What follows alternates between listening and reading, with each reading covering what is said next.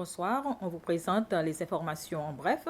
Le président Wavel Ramkalawan s'est joindra à d'autres dirigeants et décideurs des petits États insulaires lors de la 4e conférence internationale sur les petits États insulaires en développement, les PEID. La conférence intitulée Tracer la voie vers une prospérité résiliente se tiendra à Antigua et Barbuda dès ce jeudi 23 mai à lundi 3 juin. Selon un communiqué de la presse de la présidence, la communauté internationale se réunira pour examiner les progrès des PEI2 en matière de développement durable. Après Antigua et Barbuda, le président Ramkalawan participera au sommet Corée-Afrique qui se tiendra à Séoul du 2 au 6 juin.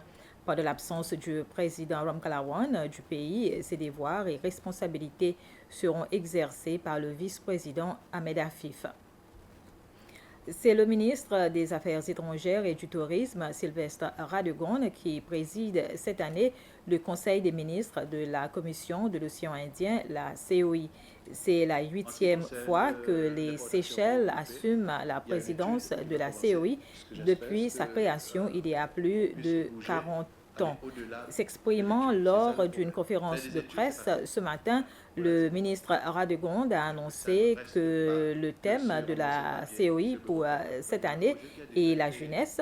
Il a également souligné les projets sur lesquels il mettra l'accent au cours de son mandat. Le bureau du président a annoncé le renouvellement de Gamani Heret au poste de vérificateur général. Un renouvellement fait suite à la recommandation de l'autorité des nominations constitutionnelles conformément à la Constitution. Monsieur Heret a été renouvelé dans son poste dans ses fonctions pour une période de 7 ans à compter du 31 mars 2024. L'Assemblée nationale n'a pas approuvé une motion déposée par le chef de l'opposition, Sébastien Pillet, concernant l'explosion à l'entreprise CCCL en décembre de l'année dernière. La motion déposée hier demandait au gouvernement de mettre en place un plan clair une fois pour toutes pour résoudre les problèmes auxquels sont confrontées les personnes et les entreprises touchées par l'explosion. Et au thème des débats sur la motion, 9 députés ont voté pour. C'était tous des députés du parti US et tous les 20 députés de LDS présents ont voté contre la motion. Nature Seychelles, qui est une organisation non gouvernementale pour la conservation de l'environnement, a lancé ce matin un projet qui contribuera à soutenir différents plans de gestion des zones humides à Mahé.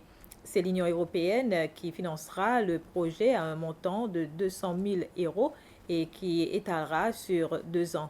L'une des composantes du projet est la création d'un baptisé Wetlands of Hope dans le but de mettre en place de bonnes pratiques en matière de conservation des zones humides.